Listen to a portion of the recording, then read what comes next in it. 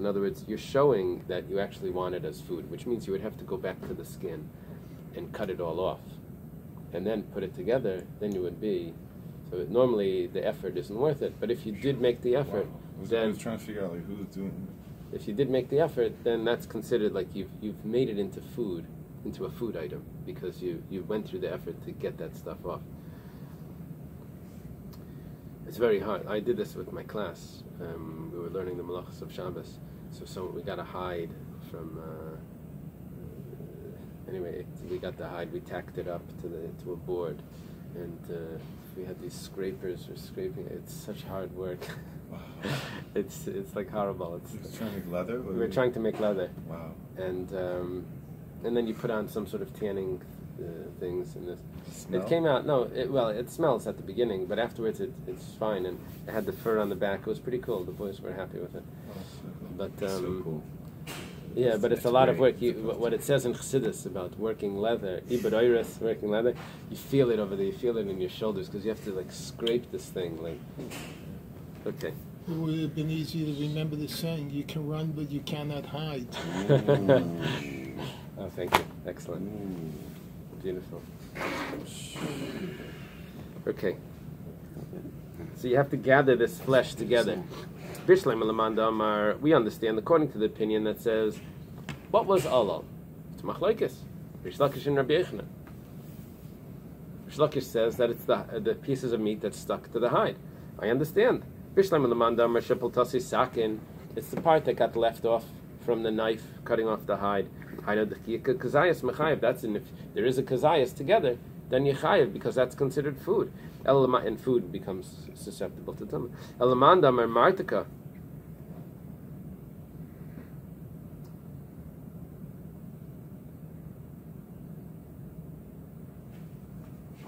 Just 1 second.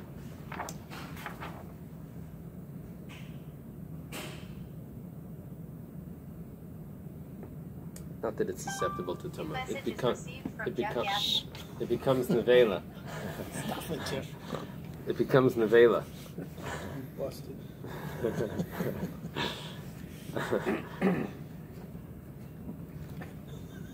That's funny. So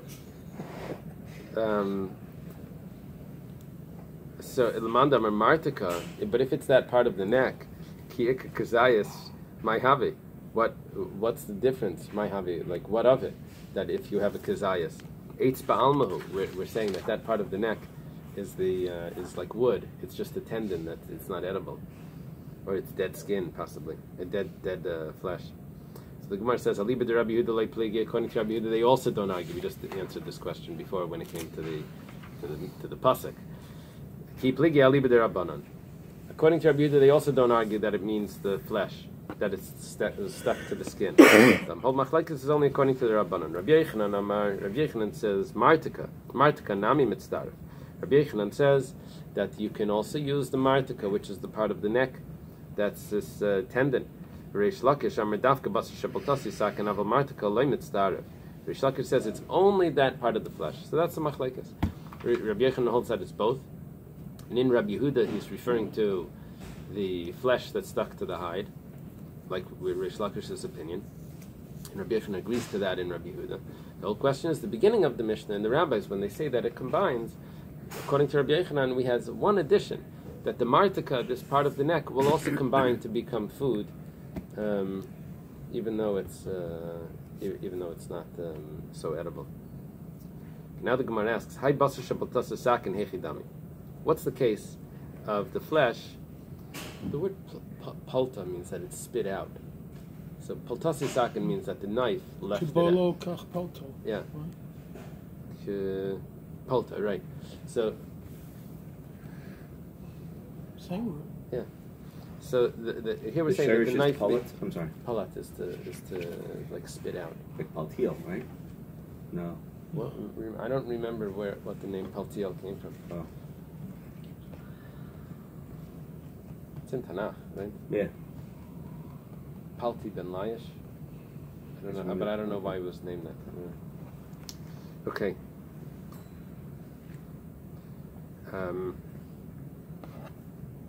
What's the case? Hechidami.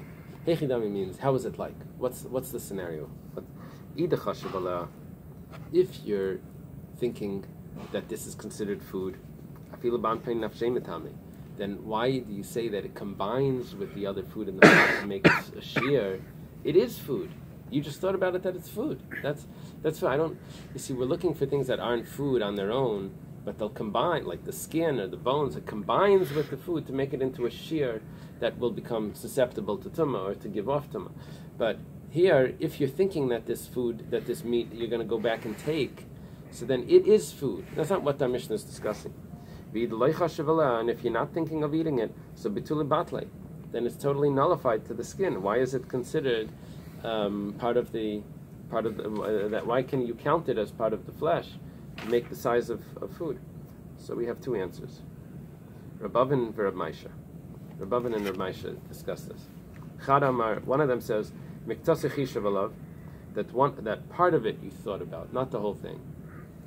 And we're going to use part of it. We don't know exactly how much of this, but we're going to be able to, because part of it you thought about.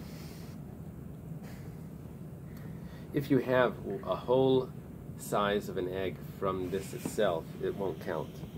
But when you mix it with other food and you want to create the size of an egg, that's enough. The other one says, Miktasi paltasi chaya, miktasi paltasi sakin.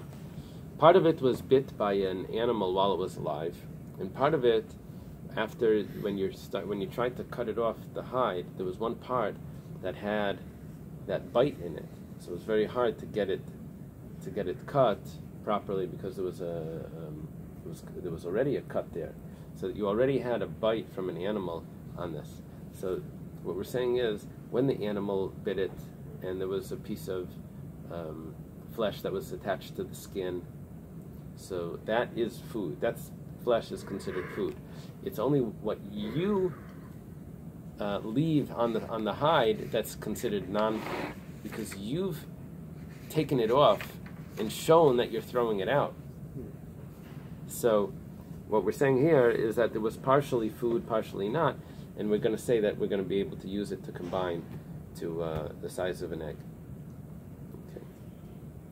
It's not so clear because it's like vague. So why don't you just use this part and not that part? You know, the Gemara could really get very technical here, and then we're going to be left with, well, what did you really answer? But okay. Tanan Hassam. It's taught in the Mishnah. Hachartam, the beak, Vatzipanayim, the nails, mitamen umitamen. They become tummy, and they make tummy. Umitzdarfen, they'll also combine to the size of tummy. Now, we're talking about that the bird became tummy from a sheretz. That's why it becomes tummy.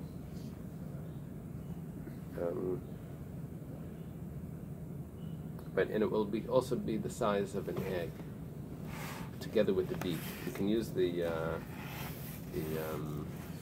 beak to combine to how much flesh there is here.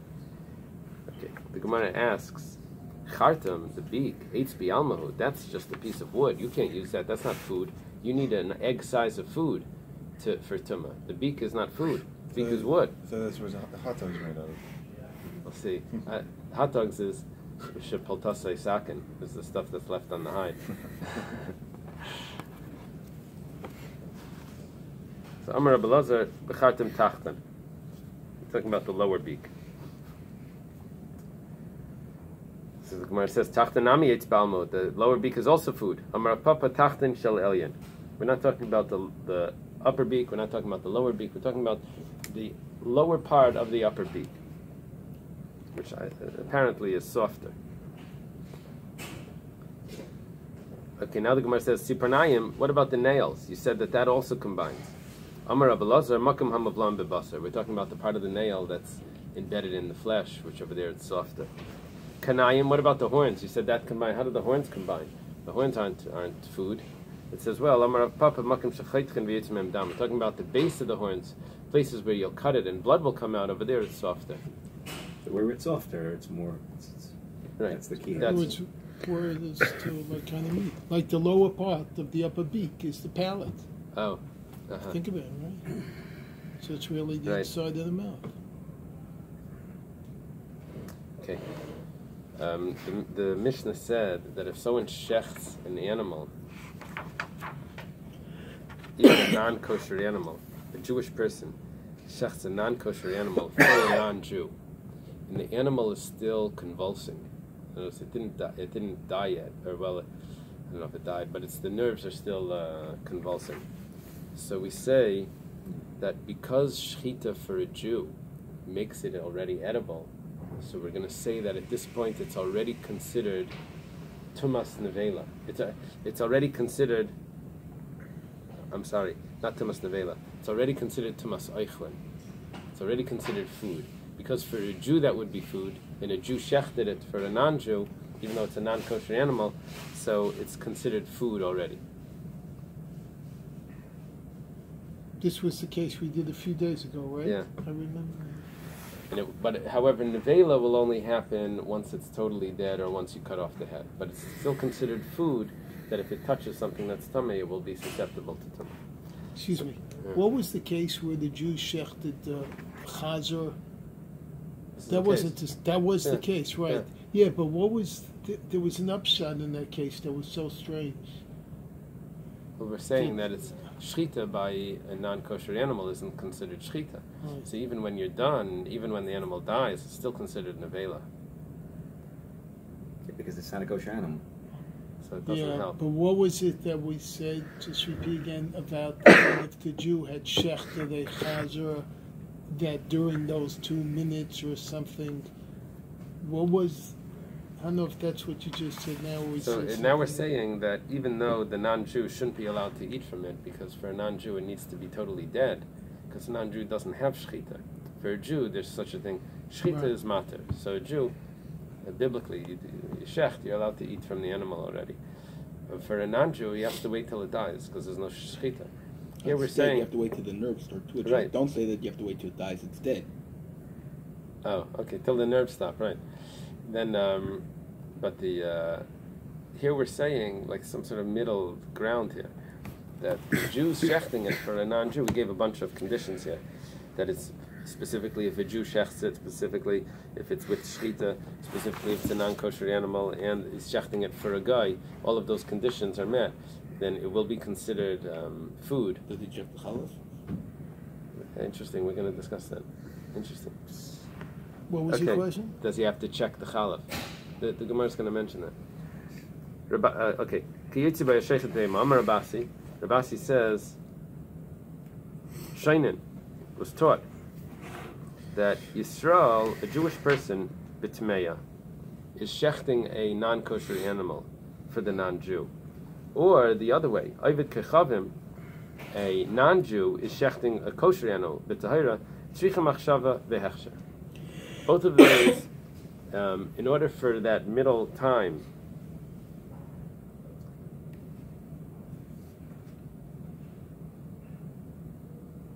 in order to make it susceptible to tumah, it needs to get wet, and he also has to think about it, that it's going to be eaten.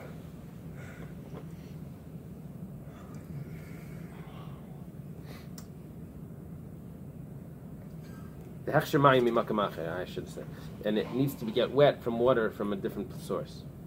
The Gemara asks, hechsher lamali, why does it need to be wet? In order for food to become tummy, it needs to get wet. Why does this food need to get wet? We have a rule that seifel tami tumah chamura, anything that's its end is going to be a much stricter sort of tumah. In other words, it's going to turn into a nevela in a minute. Right when it stops convulsing, it's going to be a nevela. We have a rule: anything that's in the end going to be nevela doesn't need to get wet beforehand. In other words, right now it's food. In a minute it's going to be nevela. Food gets tummy from an outside source, so first it has to get wet. But because this is going to be tummy, you shouldn't need that preparing it to get the tumah.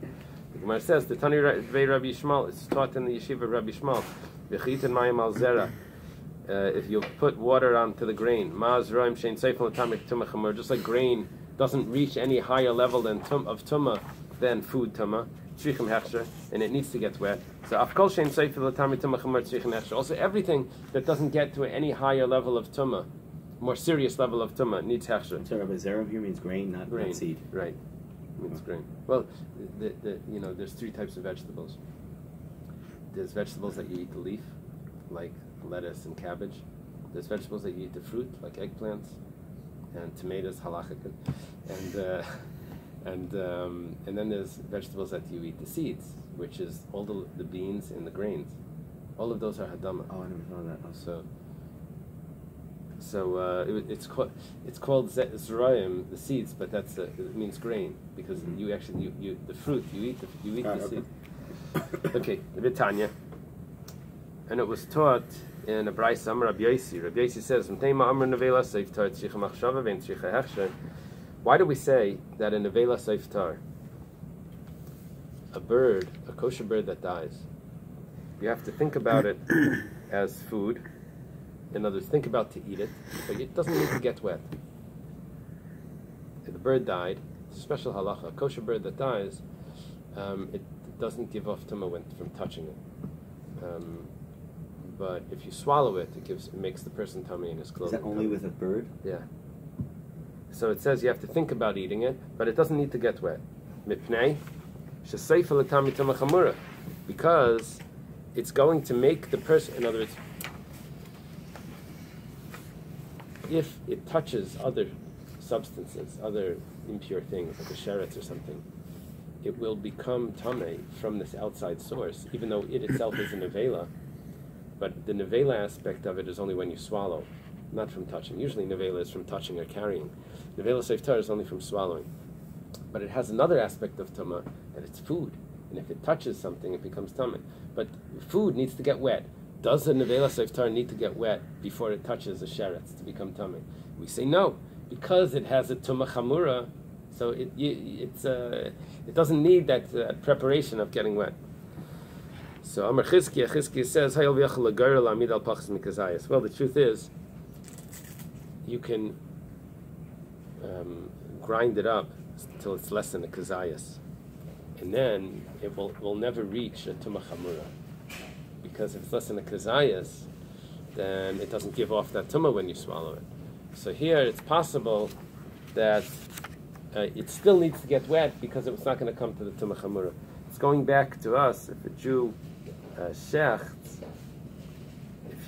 we said that it needs to get wet for it to become tamei. That would only be in a case, according to Chizkiya we just mentioned, if it's ground up and it doesn't come to the more stricter tumah of tumas nevela. We'll have to stop over here.